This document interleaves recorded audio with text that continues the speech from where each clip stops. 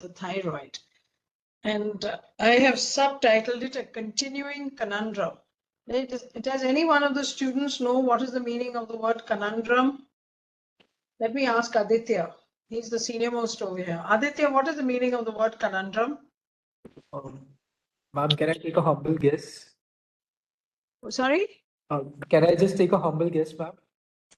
A humble guess. Yes, you can take a guess. Why does it have to be humble? Ma'am, evolution with time, something related to evolution with time, ma'am. Evolution with time. No, Aditya, it isn't that. Okay. All right, let's ask the next most senior person over there, Swati. What is the meaning of the word conundrum? Something which is confusing. That is confusing. Absolutely right. Yes, you're right, Swati. It means something that doesn't have a straightforward answer. Okay, so that you are right. It's confusing. It may be a difficult problem. It may be a problem, whatever it is. That is the meaning of the word conundrum. And the word continuing conundrum means that there are so many different changes that have taken place when we are looking at something that is supposedly as simple as an encapsulated follicular patterned lesion in the thyroid, that you should wonder why then should anything be confusing. Let me just start by asking some of these questions to the students over here, so that I get a basic idea of what the students understand. Because I know one thing, that you students are standing in place of all the other students who are in the audience, and you are a sample of the entire student community that is listening to this talk. So if you have problems or you have questions, then these are the problems and questions that perhaps all of the other students have in some form or the other. All right, so let me now ask someone who's probably the junior most, Diksha. You're from Bhilwara, right, Diksha? Yes, ma'am. Are you there? Can you hear me? Yes, Yeah, ma'am. okay. Good. Will you like to take the first question there? Can you name some common thyroid tumors? I'm sure you've heard of some common thyroid tumors. Yes? Nodular goiters, Nodular goiter is not a tumor, Diksha. follicular adenoma, All right, you've heard of follicular adenoma. Anything else you've heard of? No. Have you seen any thyroid tumor at all? yes, ma'am. Yes, very good. So what thyroid tumor have you seen? Oncocytic adenoma, Hurthle cell adenoma. Hurthle cell adenoma. Okay. It was You heard of reported. any other? No? You heard of follicular adenoma and you heard of you Medullary saw carcinoma, medullary papillary thyroid thyroid carcinoma, carcinoma. Very good. Anything else? anaplastic Anaplastic carcinomas. thyroid carcinoma. All right. Did you ever hear of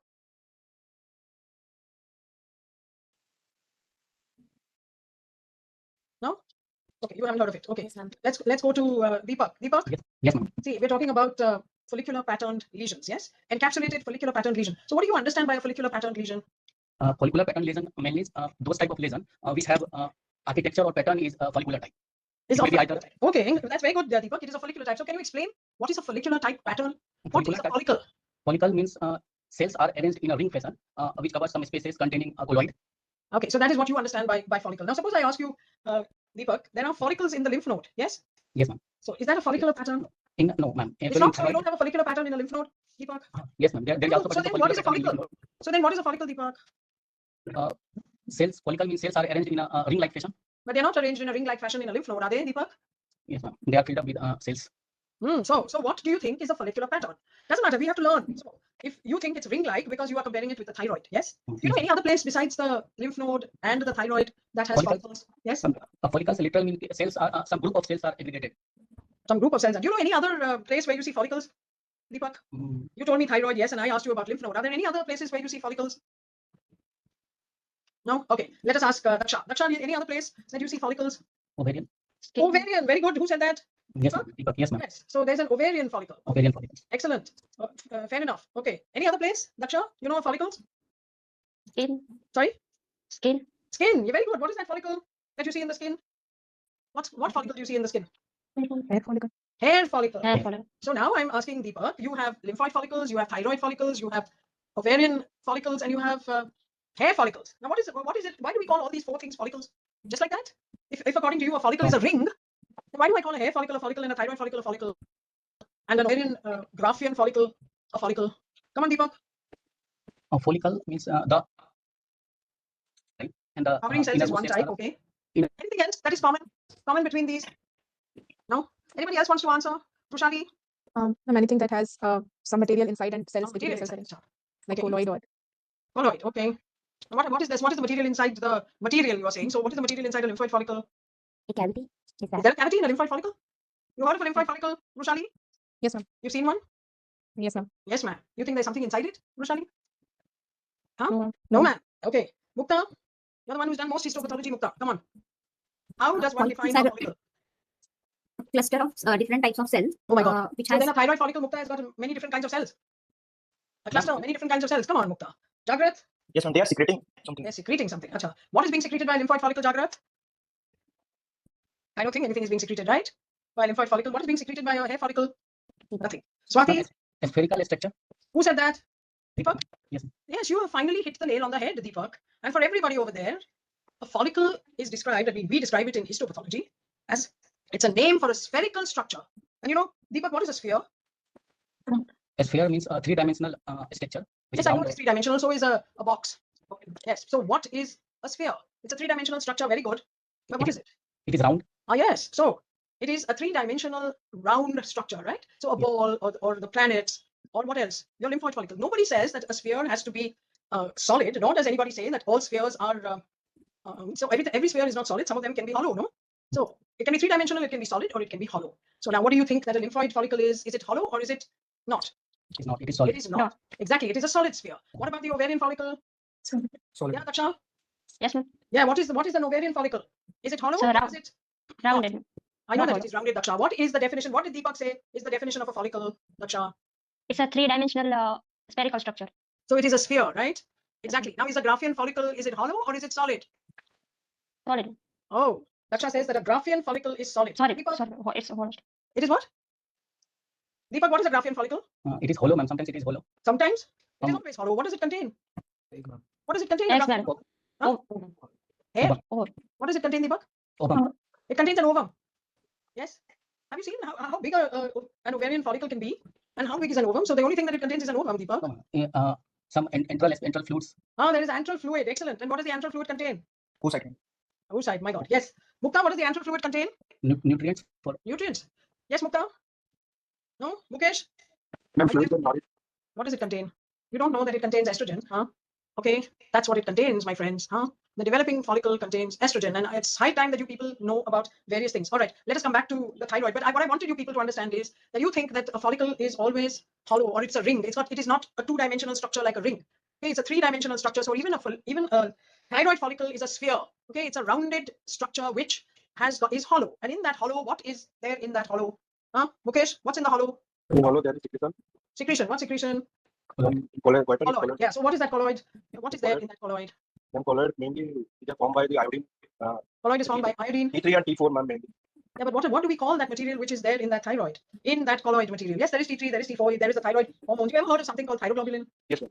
Ah, you did. Okay, so that's what's in that follicle, which the thyroglobulin which binds the T3 and T4.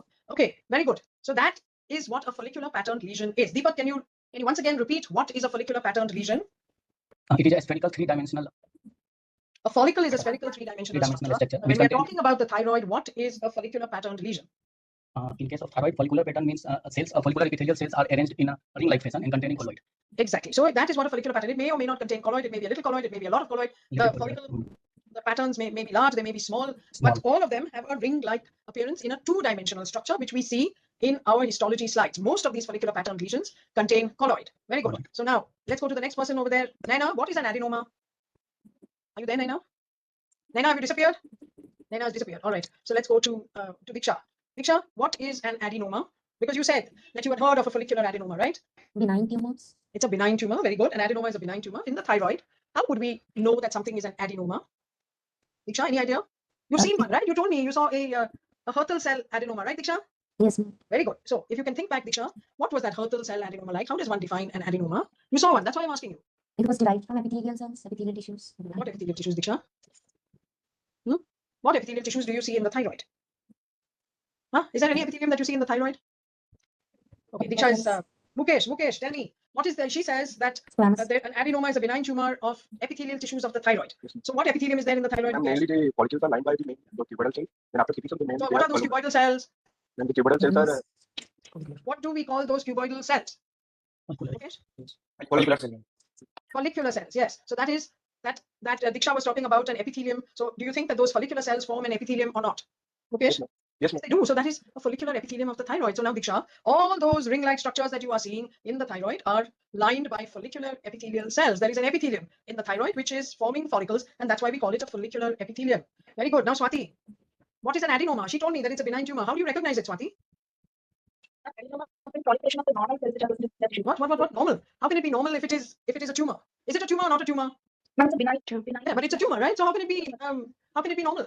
benign proliferation of this. All right, very good. There's a benign proliferation. That's very good. But how do you recognize it as an adenoma? Is there anything specific that you look for in the thyroid that tells you that this is an adenoma? It is always well demarcated. It's always well demarcated. Anybody wants to add to this well demarcated And there'll be a presence Totally of surrounded by a capsule. Capsule. No capsule That invasion. is excellent. Yeah, and Diksha, you should have seen this when you studied your Hurtle cell adenoma, that all adenomas in the thyroid, by definition, are surrounded by a capsule. It is a capsule around that benign tumor, and that benign tumor is obviously spherical, and it has a capsule that is outside of that tumor, which is separate, of course, from the capsule of the thyroid gland. So whenever you want to call something an adenoma in the thyroid, you have to look for this capsule. All right, very good. So, Jagrat, how is a follicular tumor defined? Follicular tumor can be defined through by its first appearance by histological architecture. No? Yeah, so what is that histological architecture that defines a follicular tumor? They can be large and Can heterogeneous. be, no. It is. You please tell me Yes. is. It's not about can be. Yes, ma'am. The size is very big and it's The heterogeneous size has to be big. Okay, why big? Why can it not be small? because of neoplasm changes. Because it's a neoplasm, so it has to be big. There are no small neoplasms, Jagrat. Yes, ma'am. There are There are small neoplasms. So how do we define a follicular tumor? Any idea? Have you seen a follicular adenoma, follicular carcinoma? Have you seen? yes, ma'am. Follicular Right. So how do you define it? we can define through its encapsulated. All right. So it can be encapsulated, but if it is an adenoma, it is encapsulated. If it is a carcinoma, is it encapsulated? Maybe, may not be. So it may not be. No? So what defines a tumor? all the tumors arranged in a follicular pattern. It's arranged. Aditya says it's arranged in a follicular pattern. All right. So according to you, Aditya, anything that is arranged in a follicular pattern is a follicular tumor. You agree, Aditya? No, ma'am. Ma'am, No, all those- madam. Then why did you say that? ma'am, the tumors which are arising from the normal follicular cells of the thyroid are known as follicular tumors, ma'am. Oh no, not at all. Then you answer the next question. What is a papillary carcinoma? Is it It where is is it also arising? arising from. It is also arising from follicular. Ah, there you are. Vrushali says it's also arising from the follicular epithelium. So how do we define a follicular tumor? Yes, come on, Vrushali. Ma'am, when there is proliferation of normal follicles, Normal follicles. not What do you mean normal, by but proliferation of normal follicles? Again and again, we're talking about proliferation of normal follicles. Huh? Follicular tumor means there is. Tumor arranged in 1 minute, one by one. predominantly follicular pattern. Predominantly follicular pattern. Okay. Ma'am, So there then, is. come on, Mukta, what is a papillary tumor then? What is a papillary carcinoma? It has to be predominantly Papillary papillary. is it? carcinoma, more than 1% No. papillary pattern. Oh my goodness. Zero. I see. nuclear All right, changes are and also then seen. now you know why I'm talking about a conundrum. Now you guys, this is a very common problem, no? A very common thing to get follicular tumors, to get papillary tumors. Everybody knows that you can get papillary carcinoma in the thyroid, you can get follicular adenomas, you can get follicular carcinomas, you can get Hurtle cell adenomas, Hurtle cell carcinomas in the thyroid. They're all derived from follicular epithelial cells, okay? But nobody's telling me the definition. All right, we'll have to come to the definition of this particular thing. All right, now the last question. Aditya, you're appearing for DM. Is there such a thing as a papillary adenoma? No, ma'am. Yes, Huh? ma'am. Now somebody, wait a minute, now one by one. Let me, Aditya, what do you say? No, ma'am. Very good. Deepak. Follicular I adenoma asked with you a papillary question. architecture. 1 minute. Deepak, please don't try and evade the question. There is the last question here. Is there such a thing as a papillary adenoma? It's a yes or a no, Deepak. No, ma'am. No, ma'am. All right. Daksha? No, ma'am. No, ma'am. Vrushali? She Yes, said ma'am. yes, right? Yes, ma'am. You said, Vrushali said yes. Mukta? Yes. Ma'am, papillary The question is- architecture can be there in adenoma. I want a yes or no answer, Mukta. Is there such a thing as a papillary adenoma? Vrushali says yes. All three before her said no. Now you please hurry up and make up your mind. Then we have Jagrat. Come on, Jagrat. Yes, ma'am. No. There is such a thing. All right. So you are with Vrushali. Very good. Swati? Ma'am, there's nothing like papillary. There is nothing like papillary adenoma. So you're with Aditya, Deepak, and Daksha. Very good. Mukesh? No, ma'am, there is no papillary adenoma, there is papillary variant of follicular. All right. So you have got, Mukesh says no. Excellent. That means he's with those of them who said no. Mukta, have you thought very hard? What do you want to say? Yes, ma'am. So there No, is. ma'am. It's not papillary adenoma. There is no Follicular papillary. adenoma. So we have Vrushali and we have Swati who say that there are. Okay, Diksha? No, Diksha won't know. Naina? Naina's gone. Naina's not there anymore. Ruchi, is Naina there or is she gone? I think Ruchi's also gone. Okay. No, Fair ma'am. enough. So now let us see when we come to our talk what the answers to some of these questions. All right. So now I'm going back to the classification of thyroid carcinoma, which was in WHO 2004. It's a long time ago, and you might wonder why should I know about what happened 20 years ago? We are now in 2024, and you want to know why should I think bother about it? Well, it's very important to bother about it for the simple reason that those who forget history are doomed to repeat it. All right. So now let us see. This is, for all practical purposes, normal thyroid. Yes. Okay. And what is the normal thyroid made up of? Somebody was telling me that there's follicular epithelium. Is there anything else in the thyroid? Different size of follicles. Different size of follicles. Never mind. But you have C cells. follicular, Parafollicles. follicular or C cells. Okay. You know how to use your annotation. Deepak, you know how to use annotation. Yes, ma'am. All right. Ask for annotation and please show me what is follicular epithelium and what is. Oh, okay. Here I've approved. Now come on. Show me what is the follicular epithelium and what are C cells. These are follicular epithelial cells. Follicular epithelial cells. All right. I can see he's made a red mark, but he's made it extremely thin. Let me. This is what you showed, right? Yes, ma'am. Yes. So all these. Now, can you describe those follicular epithelial cells? Follicular epithelial cells, ma'am. These one. Describe them. You know what is the meaning of description, right? Follicular epithelial cells are ovoidal to columnar, depends on its activity, Mhm. and have a round to oval nucleus with a Do you see any oval? Do you see a single oval nucleus? round Then nucleus. why did you say oval, Deepak? You I'm guys sorry. have a way of hedging your bets. I'll say Round. grey white. I will say round to oval when I mean round. In case there is one oval cell, Deepak, if you can show me one oval cell, I will give you anything that you want. Is there a single oval cell? The answer is no. They are all perfectly All perfectly round. round. Yes. Okay. So they're round cells. Okay. Then that means the nuclei are round. Yes, they can be cuboidal, they can be short columnar, and maybe like you said, if there is a lot of activity, it may actually be a little more columnar. Excellent. So that is the description, right? What is the nature of these nuclei? They are not just round. Anything else you want to say about them? That's it. They're round. Okay, they're bland. Very good. Anything else? Blank. Only distributed chromatin is present.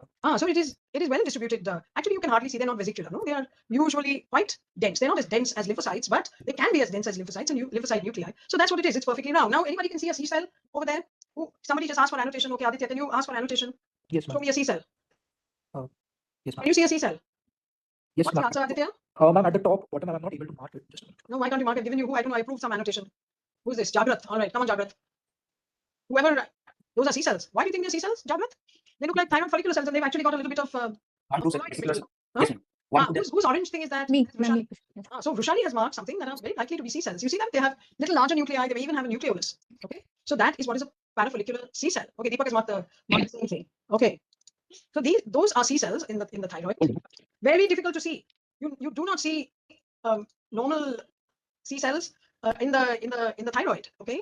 It's very difficult to see, but yes, somebody did mark the C cells over there, and these are C cells where the arrow is. That's the only real C cells that I could see in this particular in this picture. They're very difficult to see. Quite often you mark. Now somebody might have marked. Let me just change my. Who is talking? All right, now here is my laser pointer, and if you look at this, someone might think that these are C cells. They're not. And this is exactly why it is important for you guys to understand that thyroid follicles are spherical. And when something is spherical, and if you cut the top of a sphere, yes, what will it look like? What does it? If you cut through the top of a sphere, Swati, what will it look like? What will it look like? Linear. It'll look like what? It'll look like a sheet. Look at this. Where you see my cursor going. Okay, that is the top that has been chopped off from a sphere. So when you have a sphere and you pass your knife over the top of a sphere, that's what it will look like. And many students mistake these for C cells, or like somebody mistook this for C cells. Okay, that's nothing but the edge of the top of the sphere. So that is what C cells are not. C cells I've shown over here as a where the arrow is. Okay, and if you really want to show C cells, then you have to use a special technique. Okay, so now let me ask Daksha. Daksha, Yes, here ma'am. are the C cells. They are marked. Okay, what technique Yes, is ma'am. marking it, and what is the marker? I don't know, ma'am. Okay, Daksha doesn't know. Somebody wants to help her. Calcitonin. IHC, calciton. Well, it can be calcitonin. What else could it be? What is the technique? Somebody said it. What is the technique? IHC. Immunohistochemistry. Yes. And what is the marker? What markers could it be? Calcitonin or synaptophysin. Yes. So it could be any of the markers that you use for neuroendocrine cells, and the two most common markers are synaptophysin and chromogranin. Okay. So they will mark any neuroendocrine cells. And this, if you're wanting to mark the C cells specifically, then you have to use calcitonin. Okay. So now can anybody, Mukta, will you tell me, is this calcitonin, synaptophysin, or chromogranin? Mukta, are you there? Mukta also disappeared. Okay, so Mukta is gone, Naina is gone. All right. Who's this? Who was wanting to say something? Say no, whoever was wanting to say. Who's this? Yes, she's Mukta. You'll come back. Mukta, can you tell me? Yes, you are audible. Can you tell me, this is immunohistochemistry, and this immunohistochemistry is marking the parafollicular C cells. Now, can you tell me which of these three markers? Calcitonin. This? Calcitonin, synaptophysin, or chromogranin? Calcitonin. Calcitonin. Achha, very good. Why is it calcitonin, Mukta? Why is it calcitonin? Why isn't it synaptophysin? Why isn't it chromogranin? Nuclear Alright. markers, sir. It is a nuclear marker. You think this is a nuclear marker? And according to you, calcitonin is a nuclear marker. Yes? Huh, Mukta? No, ma'am. Synapto and chromo are the nuclear markers. This is. Oh my goodness, Mukta, don't tell people that you come from TMHR if you say that synaptophysin and chromogranin are nuclear markers. I'm What, Mukta? So what is synaptophysin, chromogranin and calcitonin? Are they nuclear markers or what are they, Mukta? synapto and chromo are some cytoplasmic markers. And calcitonin is what kind of marker? Huh? Swati? Swati, are you there? Swati is also buzzed off. Okay, let's ask Mukesh. Mukesh? Synaptophysin and chromogranin, according to Mukta, are cytoplasmic markers, and she is not telling me what calcitonin is. So Mukesh, can you tell me whether it is calcitonin is a nuclear or a cytoplasmic marker? Yes, Mukesh? Cytoplasmic. And why are you being so hesitant? And these are all, what is synaptophysin, what is chromogranin, and what is calcitonin? What is calcitonin? Come on. Come on, Mukesh, what is calcitonin? It's an osteoclast inhibitor. I'm asking you about the physiology. It's a hormone produced by C cells. It is a hormone produced by Hormone C produced cells. by- It is a peptide hormone produced by C cells. So is it going to be in the nucleus? Hormones are in the nucleus? No, No. no, ma'am. Yeah, but common sense is never common, right? So calcitonin had to be in the nucleus. What is synaptophysin and chromogranin? Does anybody know? Synaptophysin is a protein that is present in the what we call the microvesicles, right, of a neuroendocrine cell. So it cannot be in the nucleus. And chromogranin is nothing but a protein that is expressed on the membrane of the vesicle in which you have the peptide hormone. So it has to be in the cytoplasm. These are all cytoplasmic stains. And I know that you guys think you know a lot of things, and it is not part of my talk, but I thought that I should find out how much you know about what is happening in the normal thyroid. Okay, but today we're not doing anything of that sort. What are we doing? We're just looking at a very small part of the wide number of thyroid carcinomas. Okay, and we're only looking at tumors of follicular epithelium that are well differentiated, and these are follicular and papillary. And I was asking you about how do you recognize and define follicular and papillary lesions, and we will do it now. And we are looking truly only at follicular and papillary lesions. We are not looking at true papillae. We are looking at the follicular patterned lesions that constitute this well differentiated tumors of follicular thyroid follicular epithelium. All right, good. Now here are the definitions, and the definitions have remained more or less the same until what happened in 2022, and we will talk about that as we go along. Okay, in thyroid tumors that were defined, and it remained the same all the way up to 2017, is that we first defined a papillary carcinoma. No follicular lesion can be defined on its own.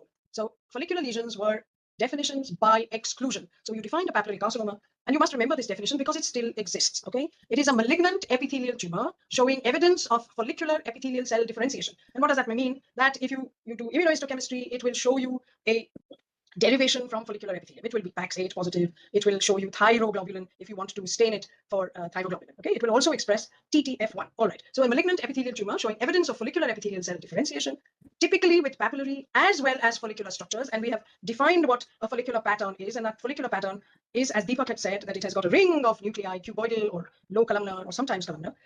And in the center, there may be little or a lot of colloid. Okay, but what really defines this papillary carcinoma, and we still believe it today, except for some exceptions, which we will talk about, as typical nuclear features. You cannot do without these typical nuclear features, all right, if you want to define a papillary carcinoma. And those typical nuclear features are ground glass, large, pale, and vesicular nuclei with grooves and pseudo inclusions. Okay, these are not true inclusions, but they look like cytoplasmic inclusions inside the nucleus. And the important thing is, and please, those of you who said that there are papillary adenomas, there are no papillary adenomas. Okay, follicular tumors do produce some papillary structures, but they are not called papillary adenomas. They're called follicular adenomas with a papillary morphology.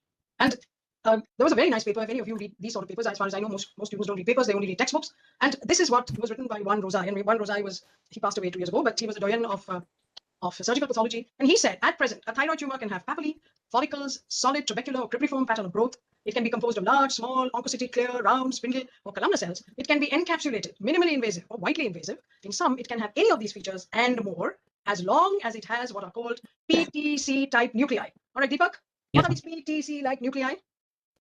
Papillary thyroid carcinoma type Yeah, that's what PTC stands for. But what are those PTC-like nuclei? orphan eye nucleus. It is Often any nucleus, okay? means ground glass nucleus with nuclear grouping and intranuclear cytoplasmic inclusion. Yes, so it's written over here, right? In this last paragraph of the first bullet point, that these are typical nuclear features. Ground glass, large, pale, vesicular, with grooves and pseudo inclusions. These are the nuclei that are often referred to. They are vacant looking nuclei, which are like the eyes of the cartoon character Orphan Annie. And that's why they were called Orphan Annie nuclei. So this was what it was. It didn't matter what kind of pattern of growth it was. It didn't even have to have papillae. But if it had these nuclei, this tumor was called a papillary thyroid carcinoma. And there were no papillary adenomas. There still are no papillary adenomas. And on the right hand side, I showed you in the first top picture, these three pictures, these are the Orphan Annie nuclei. You can see them in the top right hand corner. They're seen everywhere, but this is with a typical papillary architecture. But you see the same nuclei in the bottom picture looks exactly the same, but there is not a single papilla to be seen. These are all follicles.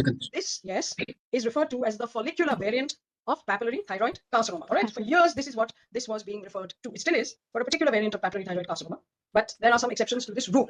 All right. So now we come and I ask the question as how do you define a follicular neoplasm? A follicular neoplasm is not defined of itself. Okay. It is a well-differentiated neoplasm of thyroid follicular epithelium that is not a papillary carcinoma. It is a diagnosis by exclusion. All right. It doesn't have papillary. I mean, there may be some when it is a, say it is a hypoplastic nodule, or you have a follicular tumor which is encapsulated. That means a hot adenoma. It is an adenoma that is secreting a lot of T3 or T4. Then it might have actually a columnar morphology. Yeah, and it might have pseudopapillary, but it does not have the characteristic features, nuclear features of papillary thyroid carcinoma. Has anybody got any questions? Ranu, is there anything in the chat box? If anybody has any questions before I go on to the next, any of you students have a question? All right. If there's nothing, Ranu, I'll go to the next. Anything in the chat box, Ranu? No, ma'am. All right. Okay. So follicular neoplasms are either adenomas or carcinomas. All right. An adenoma would have a nice capsule, and you can see the capsule over here in this picture. All right. So Deepak or whoever had answered was right that you have all adenomas in the thyroid must have a capsule. All right. Now, a carcinoma, on the other hand, has all the features of an adenoma, but demonstrates invasion of the capsule. That is what we call a minimally invasive follicular carcinoma.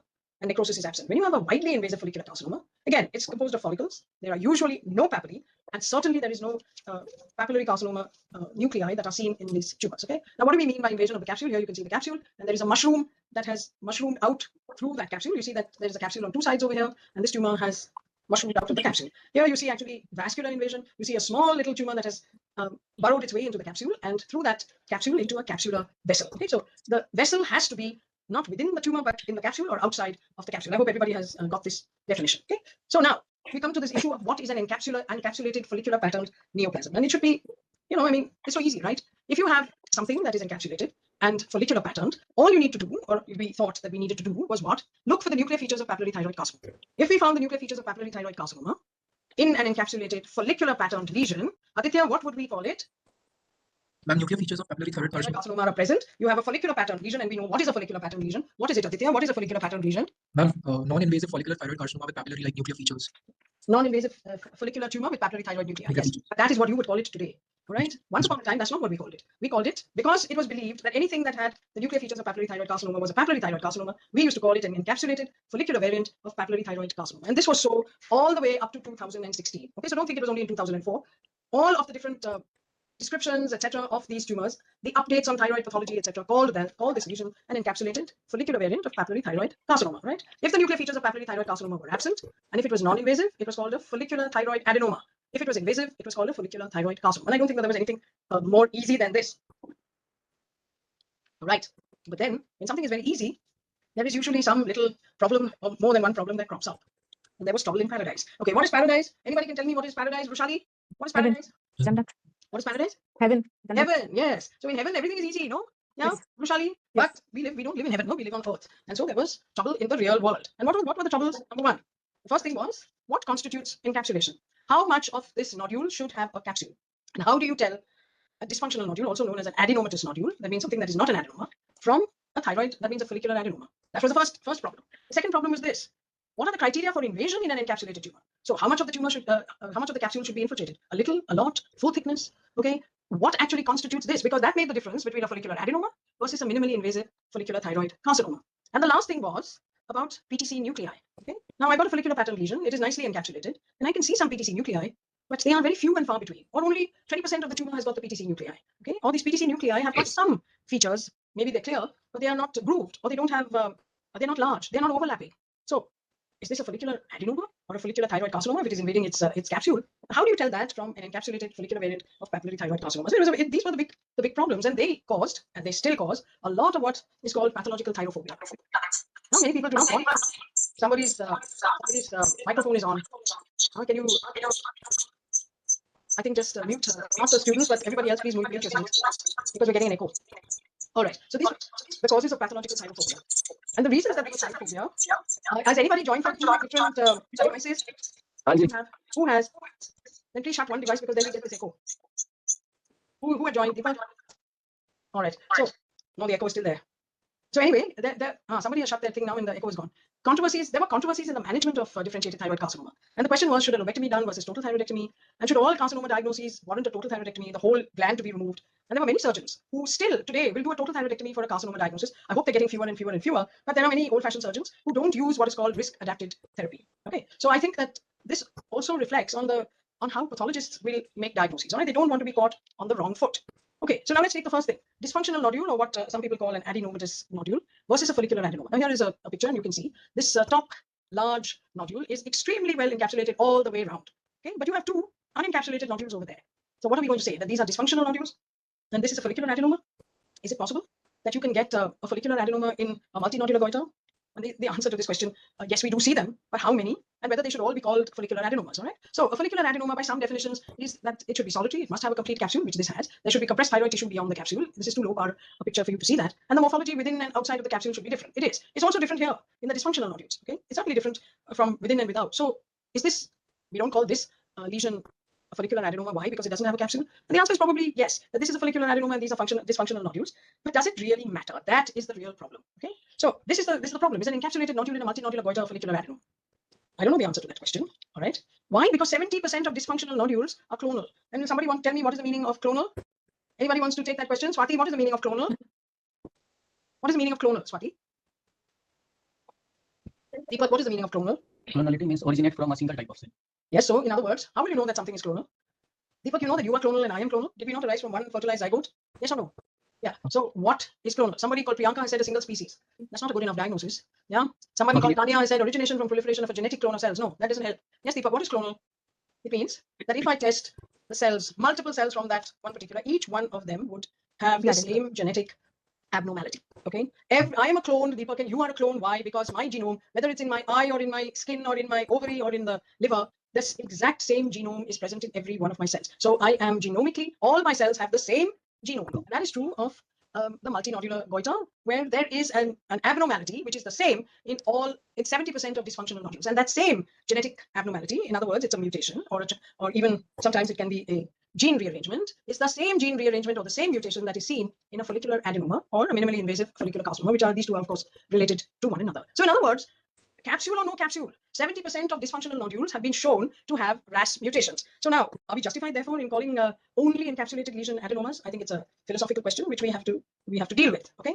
And what is the status of more than one encapsulated follicular lesion? It was said, and many textbooks still carry it, that to be called a follicular adenoma, you must have just one encapsulated lesion. And what do you do if you have multiple encapsulated lesions? The textbooks don't tell you. All right, but this has been tackled in the 2022 WHO classification, because what difference does it make whether you call these things multiple dysfunctional nodules or multiple adenomas? The bottom line is it makes no difference in practice, as both are absolutely benign. Now, to take care of this problem, in the new WHO 2022, it's now no longer new, it's 2 years old, there is a disease, or at least a definition for an entity. They have now named an entity.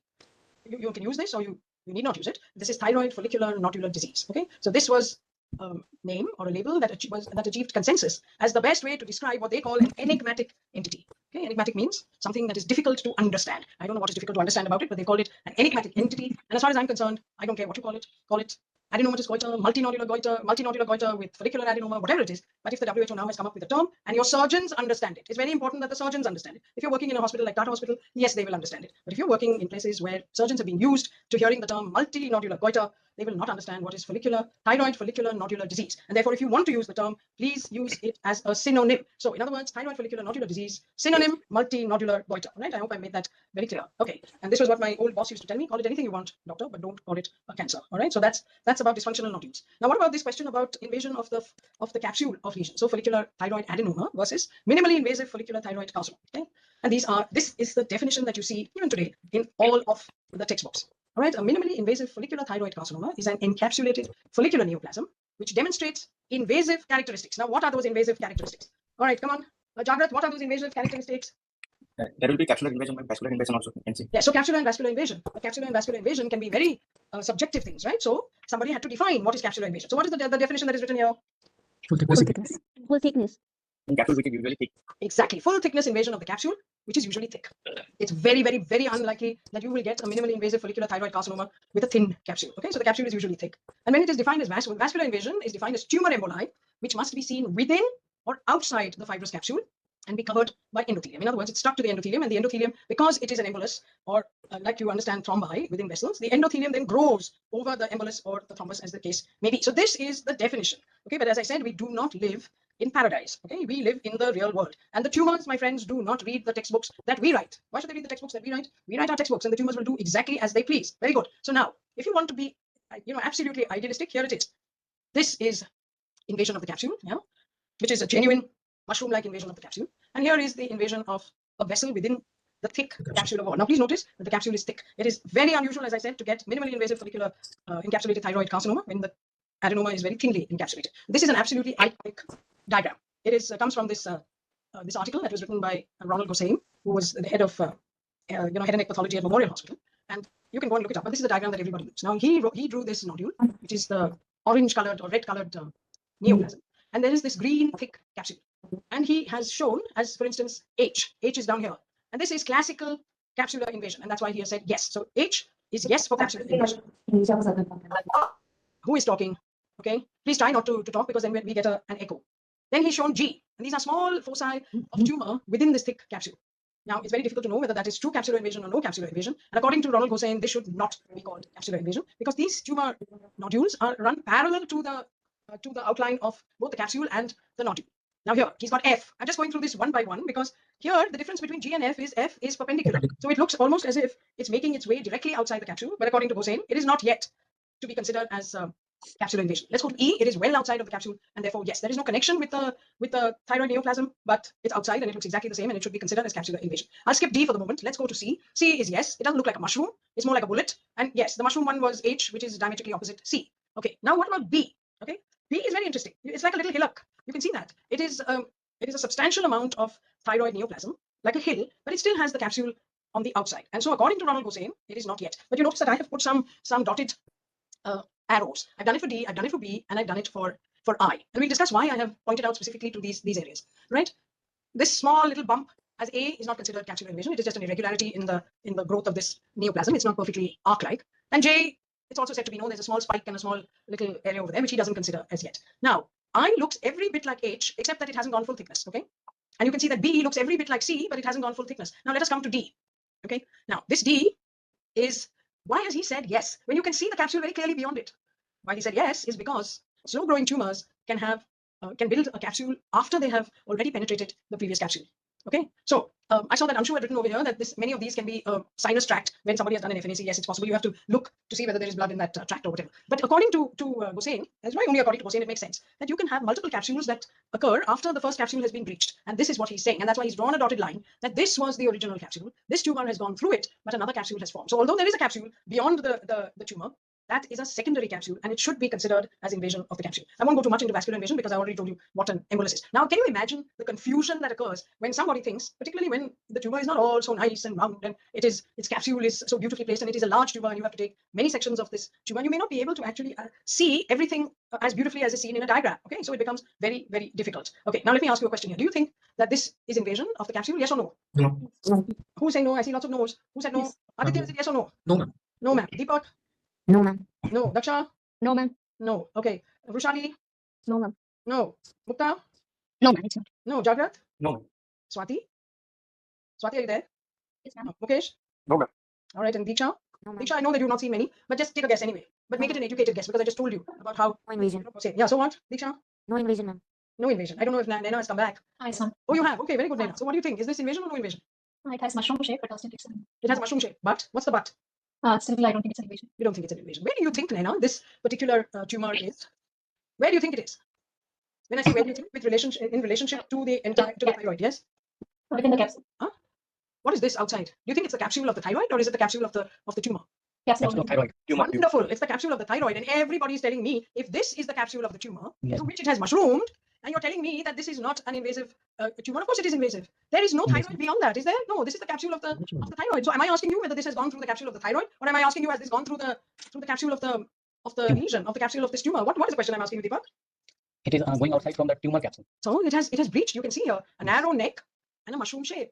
Okay, so it has gone through its capsule. So yes, in my book, this is a invasion of the capsule. You have to look carefully as to what it is that we are actually seeing. This is not the capsule of the tumor. This is too thick to be the capsule of the tumor. You can see the capsule of the tumor, which is here, and you can see the thickness of this capsule of the tumor, and this tumor has mushroomed out through the capsule of the tumor. So in my book, yes, it is an invasion of the capsule. What about this picture down here? Aditya? Ma'am, no invasion, ma'am. Sorry. No invasion. Very good. Deepak? No invasion. No invasion. Daksha? No invasion, ma'am. Does anybody think it's invasion?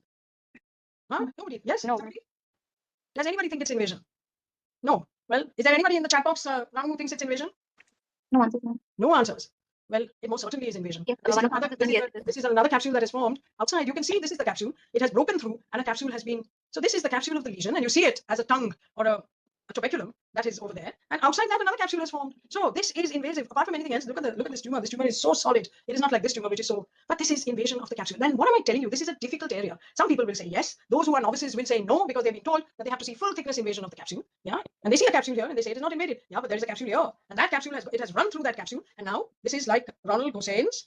Yes, for D. It is like D because a capsule has formed after this. So you draw a line, that was its original capsule, okay? And you draw a line like this, and this is way outside that capsule. So I'm just telling you that these are the problems that you will encounter. All right, now here is an expert. Okay, this expert is Saul Schuster. He writes on Moran and Schuster write a lot on thyroid disease. Okay, now he has this picture in his book, in his chapter here, Archives of Pathology and Lab Medicine. And you see this, it's like a hook that has penetrated into the capsule, yeah, but there is still some capsule on the other side, and many people might think, oh, it hasn't gone the full thickness. And so what does Schuster say? Partial but incomplete penetration of the capsule by tumor has been widely regarded by some, and I count myself in that category, as being sufficient to qualify for invasion and therefore for a diagnosis of carcinoma.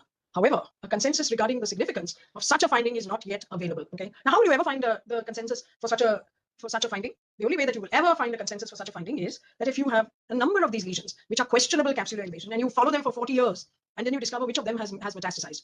I don't think that that's very easy. But suppose you do it the other way. You find tumors that are metastasized and then look at what their original tumors were. And if you find some like these, then you have to accept that this was there. And somebody actually published a case that said exactly that. Okay, sorry. And here is another one. Is this vascular invasion? Okay, and there is definitely capsular invasion, but is this vascular invasion? And I think yes. Why? Because there is thrombosis. You can see that there is a thrombus that is formed. It's a fibrin thrombus, and fibrin thrombi do not form unless there is breach of the endothelium. So if somebody is not convinced that this is vascular invasion, then I think common sense, even though you don't see an endothelial lining to it, there is fibrin there, and I would consider this as vascular invasion. Okay. Now here is Schuster again. Okay, and on this side is, I would say that she's the doyenne of thyroid surgical pathology of the thyroid, and that is Virginia Livorsi. Okay, and I'm just showing you two different experts. The students don't have to get confused, but this is for those who are listening who have been practicing for a long time. Now see what Schuster says here in more or less the same years. Okay, 2006 and 2007. So what does Schuster say? Figure 1, that's number 1. Okay, minimal irregularities of the capsule should not be considered as evidence of capsular invasion. Okay, so he doesn't think that is invasive. Now here again, focal attenuation and disappearance of the capsule in follicular neoplasms can be confused with evidence of capsular invasion, but he doesn't think that this is capsular. These two things are not capsular invasion according to Schuster. Okay, which he was saying the same thing in the previous. He thought it was not, but some people he said think so. Now look at this picture on the right hand side and the caption. Okay, do you see? It is much less than what has been shown by Schuster in figure number 1. And yet, see what Livorsi and Baloch call it. Capsular invasion in follicular carcinoma showing tumor cells invading into but not through the capsule in a hook-like manner. And then they say in brackets, some pathologists consider this atypical adenoma or tumor of undetermined malignant potential, uncertain malignant potential. Now you see the difference? These are both experts. All right. And one thinks that what's on the right should not be considered, and the other thinks that it should be considered and would definitely consider what is figure 1 of Schuster, invasion of the capsule. Now I know that everybody's thinking, oh, we are not experts and what should we do? Well, there is an answer to everything. Okay. Right. So now here is somebody who published this, and I'm so glad that they published it. Okay. So the question was, how can we be sure that all cases with incomplete invasion are truly benign? And now here is a consultation case. This was a 61 years on mine. It's somebody who published it. 61-year-old female who developed distant metastasis. She was found to have metastatic thyroid carcinoma in the sacrum. And then they reviewed the histological slides of the primary thyroid nodule treated at a local hospital 14 years before the metastatic carcinoma, years after. Okay, and it revealed only what Schuster would say: questionable capsular invasion. Okay, and questionable vascular invasion. If this was a vessel, was there invasion into the vessel or not? But this lesion had metastasized. So the question is, which of these not yet are actually yes? It's a difficult problem, and I don't think that difficult problem is going to be solved anytime soon as with respect to the diagnosis. Okay, but we have to find an answer, right? So is there a difference between the invasive and the non-invasive tumors? And the answer is no. There is the same chromosomal loss at 3p25, RAS gene mutations, PAX8, PPR gamma rearrangements. But there is something different about the gene expression profile of those tumors that show angioinvasion. And angioinvasion, I think, is much easier to diagnose than capsular invasion, and therefore angioinvasive carcinoma can be a different disease.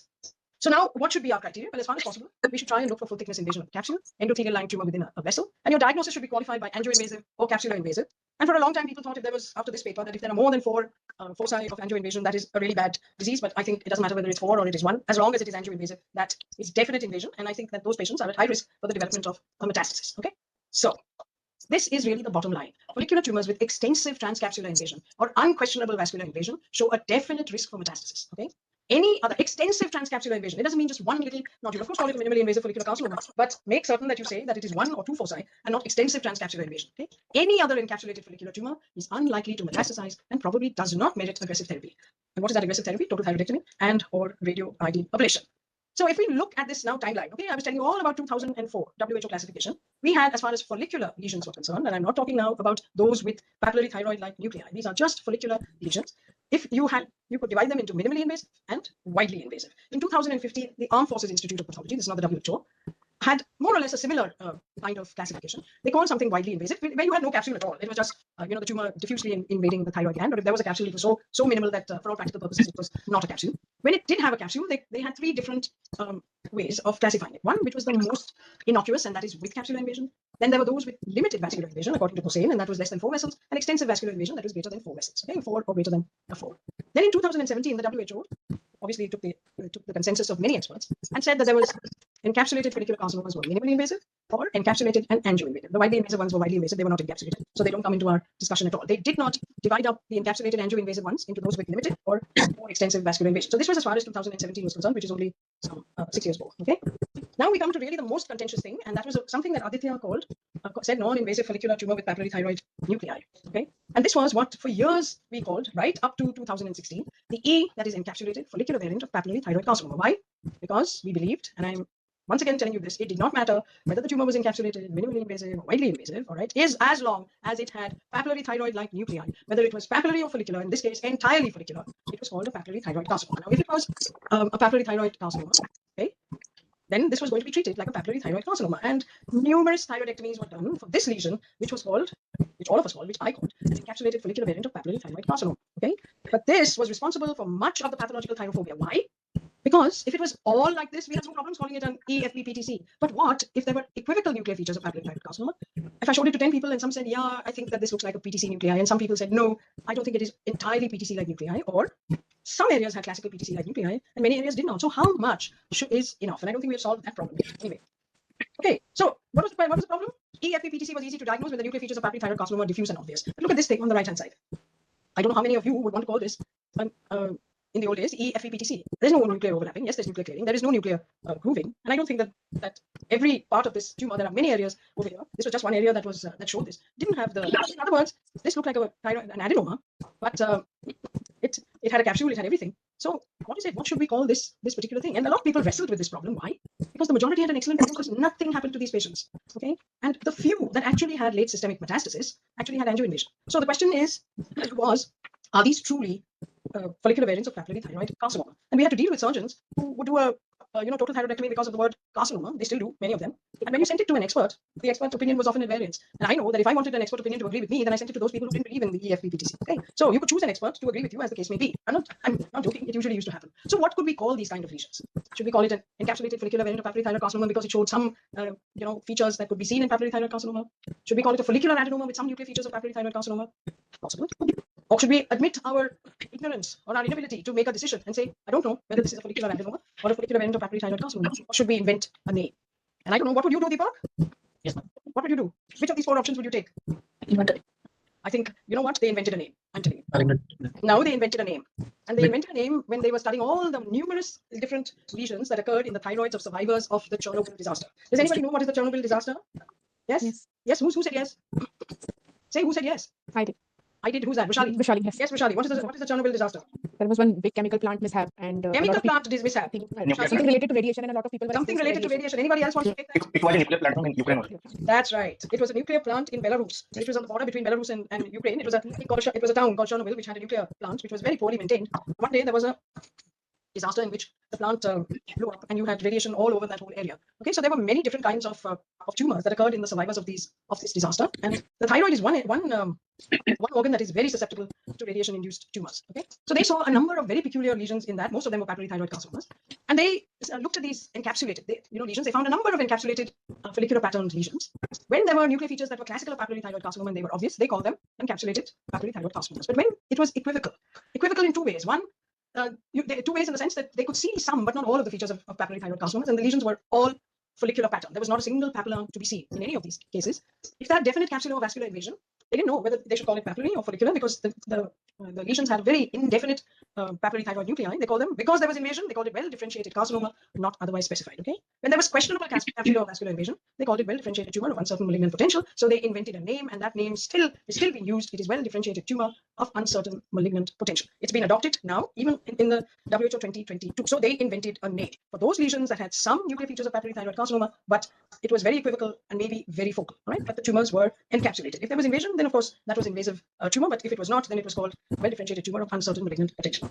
Now, this problem was not just with the Chernobyl people. There were lots of issues with how do you tell what is a definite papillary thyroid carcinoma nucleus. Okay, when will you call something a follicular adenoma? When will you call it encapsulated follicular papillary thyroid carcinoma, or sometimes give it some other name? So here were 87 tumors.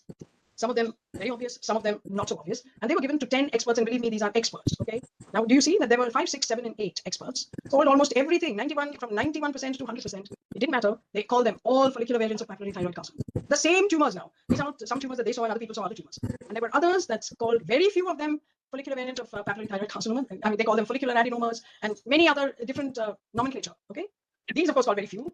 These other experts called less. I'm sorry, they called very few of them follicular variants of papillary thyroid. These called even less follicular variants of papillary thyroid carcinoma. Okay, so even experts could not agree. So then people said, you know, we have to have very strict criteria. And the strict criteria, there was Chan who came up with the strict criteria in 2002. I don't think anybody really applies them.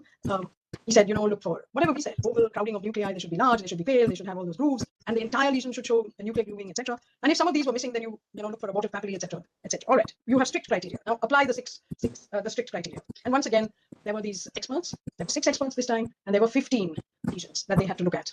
And I will just show you expert number 5. Every single one was called follicular variant of papillary thyroid carcinoma. Expert number 3, similar, except for one which he called FEP. I'm not going to say he or she, I know who the person is. Called it a follicular adenoma. And here, expert number 6, just 2 were called follicular variant of papillary thyroid carcinoma. So what do you think is the real problem over here? The real problem over here is that people, it is a difficult area, and you may be an expert, but then you have your own biases. So if experts can have these biases, then what do people in the real world like I do? And as I told you, we have to then wonder, what is the significance of this thing? Whether we call something a follicular adenoma or we call it an encapsulated variant of papillary thyroid carcinoma. Okay, the experts did not even agree when they got out on the, one day they got out of this side of the bed or that side of the bed. They didn't even agree. There was not even intra-observer variation, except for that one guy who called everything papillary thyroid carcinoma. Okay, yeah. So then sooner or later, people went back and they asked if we had called these things encapsulated follicular variants of papillary thyroid carcinoma, and what would have changed? So they went back and reviewed all their follicular neoplasms, and they when I say upgraded, they changed the diagnosis from benign to malignant in 12% of cases. Okay, from 36% to 48%. And you saw that there were no clinical ramifications in patients with the changed diagnosis, which means what? That nothing happened to those patients. So the question is there such a thing really as encapsulated follicular variant of papillary thyroid carcinoma? And then came, I think, the most definitive paper, which was immediately after that. There was the paper that said that experts were not agreeing with one another, and it said something very important. It said that there are 2 variants of follicular variant of papillary thyroid carcinoma. One is infiltrative and diffuse. It is a non-encapsulated variant. The other one is an encapsulated form. And the encapsulated variants of papillary thyroid carcinoma did not develop metastasis or recurrences. The infiltrative ones behaved. They were all follicular. They were follicular variants of papillary thyroid carcinoma because they had papillary thyroid carcinoma nuclei, but they behaved like classic papillary carcinomas with metastatic lymph node patterns and invasive growth. And so they came to the conclusion that the encapsulated, and I hope you realize that we're talking about the encapsulated variants today. We're not talking follicular patterned lesions. We're not talking about all of thyroid carcinomas. Encapsulated follicular patterned tumors with papillary thyroid nuclei were close to the follicular thyroid adenomas and encapsulated follicular minimally invasive follicular thyroid carcinoma. So the first time there was some sense that was now being made of these tumors that had papillary thyroid carcinoma nuclei and were follicular. Okay, so the question therefore was being asked. Certainly I was asking it: is encapsulated follicular variant papillary thyroid carcinoma truly a papillary carcinoma? And it did not behave like a papillary thyroid carcinoma. We just showed in the previous paper, it was shown that it did not metastasize. It did not behave like a papillary thyroid carcinoma. Its molecular profile, moreover, was like that of follicular neoplasms. It never showed a BRAF rearrangement. It had a no RET PTC arrangement, because that's the other rearrangement that is found in papillary thyroid carcinoma, and it had RAS mutations that were similar to follicular adenoma and minimally invasive follicular thyroid carcinoma. So we're now beginning to understand that papillary thyroid carcinoma nuclei have to be used very judiciously when we want to call something a papillary thyroid carcinoma. It is perfectly okay to use it for diffuse infiltrative lesions, albeit that they are follicular, but we should try not to use it or try to understand what it means in an encapsulated follicular patterned lesion. Okay? So we have this follicular variant of papillary thyroid carcinoma. It exists. When it is diffuse, it behaves like classical papillary thyroid carcinoma. When it is encapsulated and non-invasive, then it behaves like a follicular adenoma. That became very clear after the numerous papers came out. Okay? Now, so by the time it was 2015, I had certain questions about this whole thing of encapsulated follicular variant of papillary thyroid carcinoma. And what were my questions? My questions were this: if an encapsulated follicular variant of papillary thyroid carcinoma, which now we are calling NIFTP, is more closely related to follicular adenoma or minimally invasive follicular thyroid carcinoma, should not the criteria for defining benign versus malignant be the same as used for follicular neoplasms, right? And we should be calling them benign if they are in a non-invasive, and we should be calling them adenomas, and we should be calling them minimally invasive with and without angioinvasion. I was almost clear on these points. Then, should the definition of follicular thyroid neoplasm always remain one by exclusion? Why should it be? If it should not be by exclusion, because there's some of these tumors that have papillary thyroid nuclei are behaving exactly like their follicular adenoma counterparts. Then, all right, so if you don't believe that, then should the diagnosis of encapsulated follicular lesions incorporate molecular profiling, which is a little bit too far-fetched, because not only is it expensive, it's not available all over. And finally, the question that I have been asking all along: does it matter? And if so, when does it matter? And I think this is encapsulated best in a quote that was from Julian Huxley's lecture at Memorial in 1950. Julian Huxley was the scientific brother. I don't think that scientific is the right word, but of Aldous Huxley, the great writer who wrote 1984. All right. So what did he say? He said cancer must be defined in terms of what the tumor cells do, not what they look like. And what were we defining a cancer as? It looks like it has the nuclei of papillary thyroid carcinoma, therefore we should call it a papillary thyroid carcinoma. Yeah, and he said that it's in terms of what the tumor cells do, not what they look like. Otherwise, the term ceases to have biological meaning. So in 2015, okay, I made a little diagram, and I presented this diagram at a lecture that I gave in Amrita. Okay, and I said that for encapsulated follicular pattern lesions, neoplasms, you can have three groups of tumors. One, which has the nuclear features of papillary, in which the nuclear features of papillary thyroid carcinoma are absent, so that we know, and we've been saying it for so many years. If it's non-invasive, we call it a follicular adenoma. If it is invasive, without angioinvasion, we call it minimally invasive follicular carcinoma. I believe that if you have angioinvasion, it is a frank follicular carcinoma. Okay, and then you had the next group of cases, nuclear features of papillary carcinoma are present. In those days, we had no choice except to call this the encapsulated follicular variant of papillary thyroid carcinoma, although I was extremely uncomfortable with this term. And finally, you had nuclear features of papillary thyroid carcinoma, uncertain or focal, in which case you could call this the well-differentiated thyroid carcinoma, uncertain, malignant, potentially. Okay, but I knew one thing, and that's what I knew. I knew that this thing, all of these lesions in the box, which I had marked in blue, every one of these lesions had very low clinical risk, and that's what I had said at that time. Didn't matter that you called it EFVPTC; these were all encapsulated follicular pattern lesions of low clinical risk. And I know that when I presented this diagram and I spoke about this, there was an uproar amongst the clinicians, because the clinicians said, "What are you saying? We're taking out so many thyroids for EFVPTC." And I said, "What you're doing is a mistake." And that was in 2015, somewhere around November. And see what came out in April 2016. Okay, in 2016, they had a nomenclature revision for what? EFVPTC. The very thing that I said should not be treated like a carcinoma. And they changed the name to non-invasive follicular thyroid neoplasm with papillary-like nuclear features. Okay, NIFTP. And what did they say? Why did they change the name? Because there was growing evidence pointing to the highly indolent behavior of this particular entity that we had been calling encapsulated follicular variant of papillary thyroid carcinoma. And most patients were being treated as if they had conventional thyroid carcinoma. And it was such a breath of fresh air, and certainly I felt vindicated, because I had been saying for years that we are over-treating these patients. Okay? Because I hope that you students are only interested in how to make a diagnosis. I think what you should be also interested in is what is the impact of our diagnoses on what is happening to a patient. The moment we use this word, and we had used this word for so many years, carcinoma, for anything that had papillary thyroid nuclei, and many patients had lost their thyroid glands unnecessarily. Okay, so this was in JAMA 2016. They had defined it. They said it had to have a nuclear score of 2 or 3. In other words, it had to have all or most of the features of papillary thyroid carcinoma, no vascular or capsular invasion, no tumor necrosis, and less than 1% papillary. Okay? So that was their definition. What happened after that? In 2018, they had an update. This is after the 2017 classification, WHO classification, and they said there should be no papillary at all. Now what happens in 2022? They've gone back to saying they're less than 1% papillary. That's the WHO definition. I believe if there are any papillary at all, you have to be careful that this is not a BRAF rearranged tumor. I would be very loath to call something that has got any papillary at all, an NIFTP, unless I'm sure that there is no BRAF mutation. And in routine practice, you cannot really be sure that there is no BRAF mutation, because of the fact that who gets a BRAF on all of these cases. Okay, so now that we have NIFTP, what are the questions that NIFTP has thrown up? Okay, these are the questions. Can the distinction of NIFTP from FVPTC be made on cytology? How do we make diagnoses on cytology? We look for the nuclear features of papillary thyroid carcinoma. Are they there in NIFTP? The answer is yes. So can I make the distinction between nuclear features between NIFTP and FVPTC? The answer is no. You can't do it, right? So this is one big problem with cytological diagnosis. All right. If the absence of invasion, and this is non-invasive, please mark my words. If the absence of invasion is a criterion for the diagnosis of NIFTP, why aren't we calling it a follicular adenoma with papillary thyroid nuclei? We should do. But we're not calling it that. We're calling it a non-invasive follicular tumor, not an adenoma. All right. I believe that it should be called a follicular adenoma because it's got a capsule and the capsule is not invaded. Then what is the definition of an adenoma? Strange, but this is it. Okay. How extensive should the foci with nuclear features of PTC be for the diagnosis of NIFTP? And they're very silent on this. It is not defined. And to me, it doesn't make any difference at all because NIFTP is a RAS mutated lesion with papillary thyroid-like nuclei, and it shouldn't matter because it's going to behave exactly like a follicular adenoma. Okay, so you call it a follicular adenoma or you call it NIFTP, it's not going to make any difference at all. Now, on the other hand, there was a question in the chat box. Okay, somebody asked this question, I saw it come up. Yes, ma'am. Term should apply to follicular tumor with papillary thyroid nuclei with capsular or angio invasion. I just want anybody to tell me what should apply. This is a RAS mutated lesion. If it were a follicular adenoma without any papillary thyroid nuclei, you would call it a minimally invasive follicular carcinoma. All right. So now what should you call this? And guess what it has been called? And this is what I call perversity. Okay. See, Tanya says follicular carcinoma. Very good, Tanya, for you. But you know what the WHO has called it? Because the WHO, I feel, has probably sometimes uses is perverse. What has it called it? My answer, it should be minimally invasive or angio-invasive encapsulated follicular thyroid carcinoma with PTC-like nuclei. That is what is logical. Yes, but that's not, logic doesn't work with the WHO. You know what they called it? Just look, they called it invasive encapsulated follicular variant of papillary thyroid carcinoma. Although they have no evidence that it is a papillary thyroid carcinoma, it is not BRAF rearranged, it is RAS mutated, which is exactly like what follicular adenomas otherwise are. So this is perverse. The meaning of the word perverse is that you know that you should not be doing it, but you do it anyway. Okay, so that's what it is. And you know my explanation for all this? My explanation is this: that NIFTP was an entity or a nomenclature that was created to soften the shock to the system that would have inevitably occurred if a malignant diagnosis was changed overnight into a benign one. And imagine the number of litigations that they would have had in America when thousands and thousands of people had their thyroids removed. So for a benign lesion. So they thought that they better not call it a benign lesion and leave it as a tumor so that, you know, the public doesn't get too antsy and start litigating against, pathologists and their surgeons. Okay, but this, I'm telling you, is absolutely perverse. Now somebody look at this and tell me, okay, here is an encapsulated lesion, completely encapsulated. There is frank invasion of its capsule. What is this now? Invasive encapsulated follicular carcinoma with papillary thyroid nuclei, or whatever they're calling it now, IEFVPTC. It doesn't make sense to me, but it is being called so.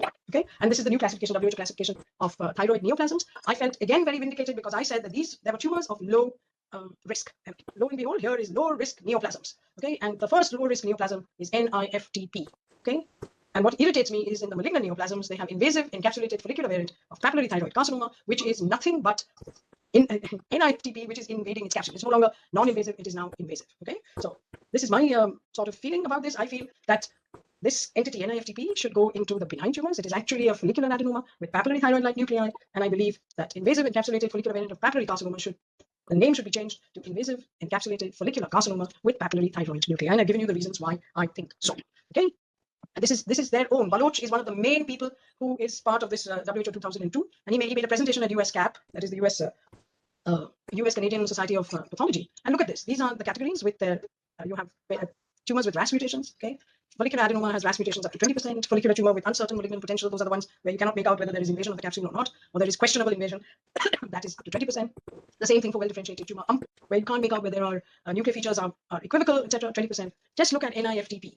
All right, up to 60% of them have RAS mutations, much more than any of these benign tumors. It's a RAS mutated tumor. Okay, and look at what they are calling follicular variant of papillary thyroid tumor. It's more or less the same, 70%. But why are you calling it a papillary thyroid tumor when papillary thyroid tumors should have BRAF, RET, NTRK, or V603 mutations? Okay, and this tumor, which they are calling follicular variant of papillary thyroid carcinoma, is extremely rare to get any of these mutations. It's absolutely infrequent, and it is absent in NIFTP. So why are we calling these things papillary thyroid carcinomas, except that we want to be perverse? Okay, so please understand that NIFTP is related to follicular adenomas and follicular thyroid carcinomas. They are not related to papillary thyroid carcinomas. For years, we believed that they were because they had papillary thyroid nuclei. Now they only share papillary thyroid nuclei, and they are entirely follicular with papillary tumors, and they have RAS mutations. So they have no mutations that which are identified in true papillary thyroid carcinomas. So what do they share with papillary thyroid carcinomas? The fact that they have papillary thyroid nuclei. Nothing else do they share with papillary thyroid carcinomas. Okay, so please remember that. All right. So now if I had to sort of draw my whole diagram, I think I can skip that. So what would I do? I would have the same diagram, except when nuclear features of papillary carcinoma are present, I am no longer obliged to call something an EFVPTC, and I do not call it that. Okay, nowadays NIFTP, or I would prefer to call it a follicular adenoma with papillary thyroid nuclei, because that's what I believe it is. If it has invasion, I would call it an invasive encapsulated follicular carcinoma with papillary thyroid nuclei, because it has RAS mutations. Okay, so the box is once again there, and all of these, I believe, are encapsulated follicular pattern lesions of low clinical risk. I called it that in 2015, and I'm glad that the WHO has actually called it that, except that this lesion they have not put into the low malignant potential, and I don't understand why, unless it has angio invasion. All right, so once again, there's a lot of thyrophobia, which I think we should remove, because I don't think that it's necessary. I hope that I forget now who it is who came from Tata Memorial Hospital as the to be a chairperson. She can tell you more about risk adapted therapy. I believe that this question of lobectomy versus total thyroidectomy is more or less solved, because if you use risk adapted management based on age, size, extrathyroidal extension, metastasis, and the tumor type, you would be able to deal with this problem. And I think pathologists would be more comfortable realizing that a carcinoma does not always mandate a total thyroidectomy. Okay, I'll leave you with this. This is differentiated thyroid carcinoma, the staging, and the 8th edition of the AJCC. And all of these that I have outlined in blue are those that require a lobectomy, despite the fact that, remember, this is differentiated thyroid carcinoma. This is not about adenomas, etc. And there is a whole lot of these tumors that do not require a total thyroidectomy. Okay, so we need to know how these patients are actually treated. So what is my message? Do not obsess over capsular invasion or nuclear features of an encapsulated entirely follicular pattern lesion, because they are all follicular neoplasms of low clinical risk, including your NIFTP and the NIFTPs that are so-called NIFTPs that are capsulo-invasive. Okay, angio-invasion is the main thing that you should be looking for. I really don't worry much about capsular invasion. Okay, angio-invasion is of great clinical significance, whether or not you have the nuclear features of papillary thyroid carcinoma present. You see angio-invasion, and it must be highlighted so that the appropriate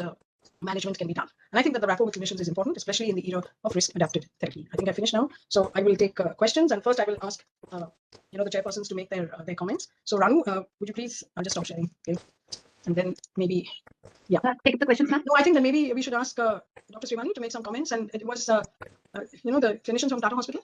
Has she joined? Did she join? Ma'am is not there. Not joined. All right, Dr. Srivani, would you like to say something? Yes, ma'am. I think you're muted. Yes. Am I audible, ma'am? Yes, you're audible, please. Yeah. Thank you for the very elaborate lecture on this thyroid neoplasms, ma'am. As usual, you brought clarity to the various aspects of thyroid lesions, the classifications, the older and new ones. And as far as I work in a tertiary center, but this being a government setup, we do not have the molecular pathology facilities over here. But yes, as you said, we do face all these challenges which you have mentioned while reporting thyroid, about the capsular invasion, vascular invasion, and sometimes the extrathyroidal invasion, and all these. So with your vast experience, you brought so much of clarity to the follicular patterned lesions with papillary thyroid like nuclei. And I think we should really keep all these your experience in view while reporting the next thyroid lesions. And we at our center, what I have noticed is we are getting more and more of these follicular patterned lesions as compared to the frank papillary thyroid neoplasms. And many of them do have a mix of the follicular pattern with a minimal foci of papillary architecture. And yes, you were very extensive, and we have to really keep all these in view. No, I take a point, Shivani. The issue is nobody does ERAF unless somebody is doing, maybe at Tata Hospital. Even there, it's not being done on a regular basis. And I tell you that it is not worth doing this. Okay, you were very right that you're getting a lot of follicular pattern lesions, and you're probably getting them in an encapsulated form. The reason for this is that people are being investigated for a whole lot of other problems, but they get CT scans, PET scans, and ultrasounds where these incidental in the thyroid are being picked up. I honestly tell you that PET scans pick up so many nodules in the thyroid, and thyroid scans are being done so much these days. And really, what we're picking up are these centimeter nodules in the thyroid, which after a certain age, after FNAC, and FNACs are called indeterminate, etc., and somebody goes and takes out, does a lobectomy. So it's happening. These are incidentalomas that are being removed. But what is another trend that is happening is that we are moving, India in particular is moving from a goitrous country to a non-goitrous country. We used to have a lot of goiters because of the sub-Himalayan belt in particular had a lot of goiters. Why? Because there was very little iodine in the salt, in rock salt. Wherever you have sea salt, there is a lot of iodine. But there was the government took a decision many years ago to hydrogenate salt, and as a result of which, goitrous disease has gone down, and papillary thyroid carcinoma is now rising in many areas of this country. I never used to see so many papillary thyroid carcinomas as I'm seeing now. Okay, and those who practice particularly in the south are going to see a lot of papillary thyroid carcinomas. There is also some evidence that papillary thyroid carcinoma may be related to over-iodination of salt. For whatever reasons, we're seeing a lot more papillary thyroid carcinomas that we used to once upon a time. So on the one hand, we're seeing incidentalomas, and on the other hand, we're seeing an increase in papillary thyroid carcinomas. But like I said, yes, we need to know the criteria for invasion of the capsule. Yes, we need to know the criteria for papillary thyroid carcinoma nuclei, but we should not obsess over any of these unless the tumor is frankly invasive. Then it is going to behave like a papillary thyroid carcinoma. But if it is encapsulated, then there is a invasion of the capsule, or even angio-invasion in an encapsulated lesion. That lesion is a RAS mutated lesion. We don't go into RAS, but we know that this is a RAS mutated lesion, and there is no reason to call that an invasive encapsulated follicular variant of papillary thyroid carcinoma. It is not. It is related to the NIFTP, which is a RAS mutated lesion. That's basically what I wanted to say. One more question I wanted to ask you. Yes, please. Because we have been seeing these tumors in maybe a bimodal distribution of age, where the younger patients have more papillary carcinomas, and we usually see more than 40 years or 50 years follicular. But now, what is your experience after renaming these tumors as follicular variant of Well, PTC? the number of EFEPTCs has crashed because everybody now knows that they are NIFTPs. Okay, so there were huge numbers of encapsulated follicular variants of papillary thyroid carcinoma, which used to come in consultation. Most of them I used to downplay and call them follicular adenomas because I didn't want surgeons to take out their thyroids, and I have not regretted it. Okay, if they were encapsulated, I didn't worry about it. But yes, there were huge numbers of papillary thyroid carcinomas, not just here; they were there in the West as well. When people were calling these lesions encapsulated follicular variant of papillary thyroid carcinoma, that has come down drastically after the nomenclature of NIFTP has been adopted. Okay, so that's there. The older people who are sort of 50, 60 or thereabouts, they were probably grew up in an era where they didn't have iodination of salt, and in such cases, there's still the follicular carcinomas are still winding their way through that cohort or that population. So that is probably the reason why you have that distribution. But there are a whole lot of young people. You have to be if you have papillary thyroid carcinoma occurring in a really young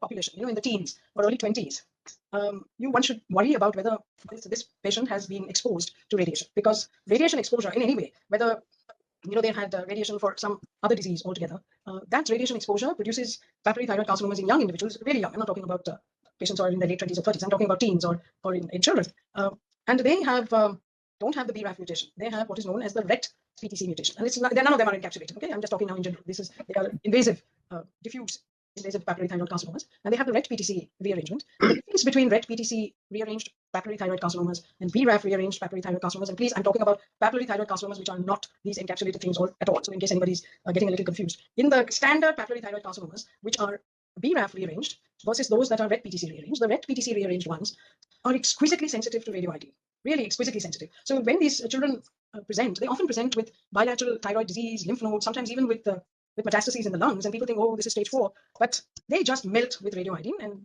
their long-term prognosis is excellent.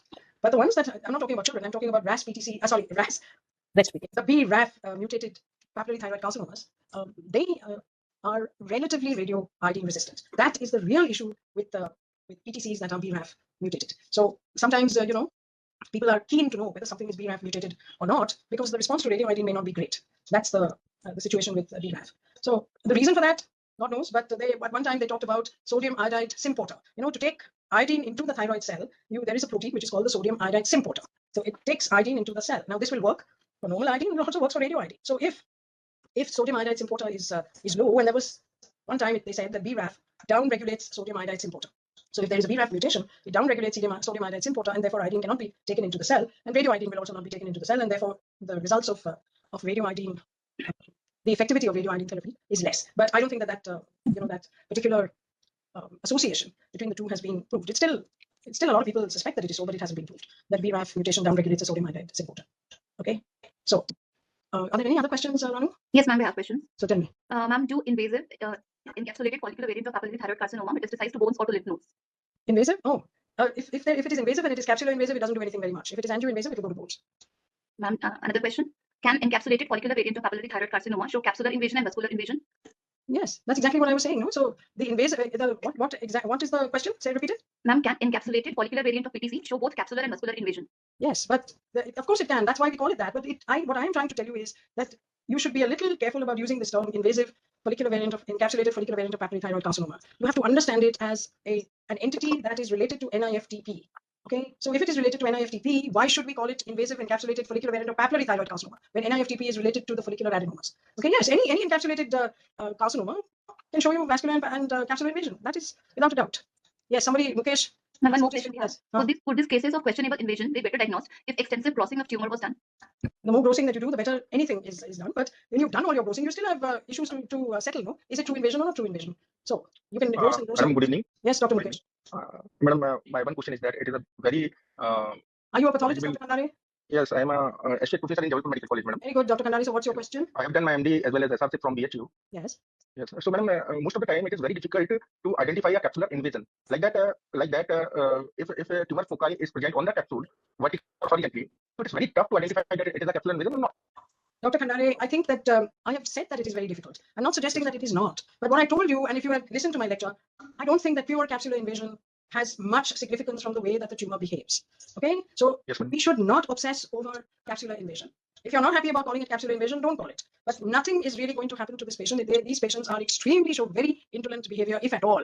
they will progress or metastasize. Okay, so I don't think that we should obsess. What you should be really worrying about is angioinvasion. And if there is one message that I want to get across to those who are practicing pathologists, please don't obsess over capsular invasion. Please spend your time looking carefully for angioinvasion. And I know that most people Yes, of will course. not bother to do that. They are obsessed with the capsule, and angioinvasion is often overlooked. So please do that, because angioinvasion is not a good thing to have. It constitutes high risk. And I cannot tell you about risk adaptive therapy. But risk adaptive therapy essentially says that a low risk tumor does not require a total thyroidectomy. And low risk is not based on histology alone. Yes. It is based on age. It is based on whether or not there are distant metastasis and a whole lot of different criteria. Yeah, if there is angioinvasion, this gets into a high risk category. Okay, so And sometimes angioinvasion is also very difficult because yes, it is, but it is much easier. It's much easier than capsular invasion. That much I can Yes, tell you, of but course. most of us are Agree, not paying for it. Yes, agree, madam. And what's happened that floater are coming in between the blood vessels, and like that we. Then you know that then you have to be careful about things like floaters, etc. You have to make certain that this is an endothelial lined embolus. Yes, it has to be an embolus, and it has to be in the capsular vein or outside the capsule. But that is often missed. That much I can tell you. When you go back to things when you're trying to review histology. Ranu, is there any other? Yes, ma'am. One question from the diagram from Invasion, that how to differentiate the condition E from a dysfunctional nodule outside the follicular adenoma. E in the diagram. E. That diagram, yes, ma'am. No, there is. You mean that there is the carcinoma are completely outside? Yes, ma'am. It has to look exactly the same. No, it cannot look differently. It just cannot look different. So it has to be exactly looking the same. It is not such a difficult question if you are. It's a theoretical question that has been asked. It is somebody who has no who's not doing or practicing on a regular basis has asked this question. And it's not difficult. Ma'am, rest is answered. Rest is answered. Okay, good. If there are no other. Thank you very much. Ma'am, I have one question. Is it necessary to mention extensive? Tell me. It is necessary to report extensive or minimal angioinvasion? I think that even one bit of angioinvasion is bad. But if you have a lot of angioinvasion, you should say it. What's the problem? More than 4. Okay. And we have one more question. Yes. I also have a question. Is it better to overdiagnose or underdiagnose in case of questionable invasion? This is something that you have to discuss with your clinician. As I told you, if you are in the era of risk adapted therapy, over or under diagnosis of invasion is not going to make a difference. So you have to know, you have to talk to your clinician. If you have an old-time clinician who's not using risk adapted therapy and is only going by the word carcinoma, then you have to be very careful, okay, about what you call a minimally invasive follicular carcinoma. I don't have a problem because I work with clinicians who are, who use risk adapted therapy. And if I know that I'm dealing with an old-time clinician, then I have a word with him about what this is all about. So as I said, rapport, my third point was rapport with the clinician is extremely important. So don't think that everything is in the slide in front of you. Okay, yes, you have to make reasonable diagnoses, but the reasonable diagnoses have to be made in the context of the patient, the age, etc., and what the surgeon is going to do. All right. And my question is, there was one slide which you showed, and in there were two capsules. One capsule which the tumor formed after coming out of the capsule. Correct. Thyroid. So Yes. how do we distinguish if it has been formed later on, or if it's? But you can see it, no? You can see that. I showed you that trabeculum over there. That there are no trabeculae in the thyroid. The thyroid is not like a spleen. Yes. Okay. So if you have a thick trabeculum, you have to assume that trabeculum was a capsule, no? And now that that capsule has been breached and a new capsule has been formed outside. This you can't do if you have an organ like the spleen where you have trabeculae, but the thyroid is devoid of trabeculae. Yes. Yes, ma'am.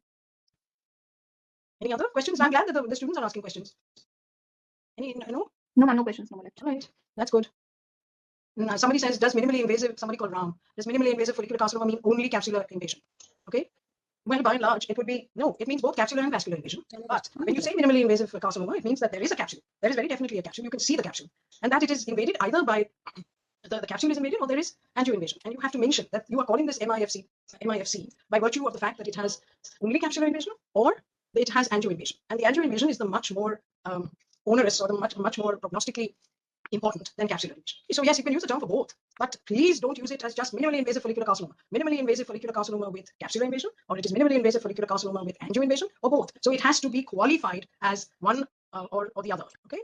So the same question goes on: is widely invasive means capsule and lymphovascular invasion? There's really no much lymphovascular invasion, but widely invasive means that you don't even see the capsule. The capsule, if it ever was there, see, a lot of people believe that all follicular tumors begin by having a capsule. That's not true. Why should it happen like that? Yes, we see mostly adenomas and we see invasive encapsulated tumors, but a follicular carcinoma can just arise de novo without a capsule. No? So that is widely invasive follicular carcinoma. That is what is so difficult to distinguish from poorly differentiated thyroid carcinoma.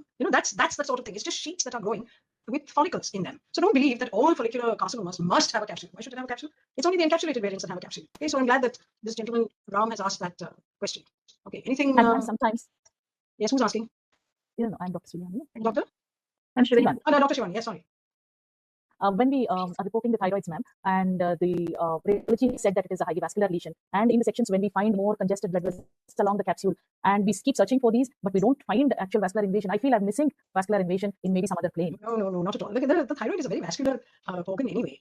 Okay, and you must also remember that congestion in the thyroid can occur from a variety of reasons, and some of them during intraoperative the intraoperative period when the veins are actually being clipped. So sometimes the artery is still pouring blood and the veins have been clipped, and then you get congestion of that organ. This you see even in lymph node excisions. The lymph node is so congested. Not in the other. Sorry. Not in the parenchyma, ma'am. Along the capsule, Absolutely. along the But nodule, it's- just beside the capsule. Yeah, but not inside the thyroid. It has to be outside. No, outside. Yeah. outside So no. but if, But it's, when there are if there is- elongated, if there are if there is disease inside that, then you should be able to see it inside. And there's no point in getting overly concerned about this. Okay. All right. Anybody else? If not, I think we can now go and have dinner. Yes. Thank you very much. I thank all the students and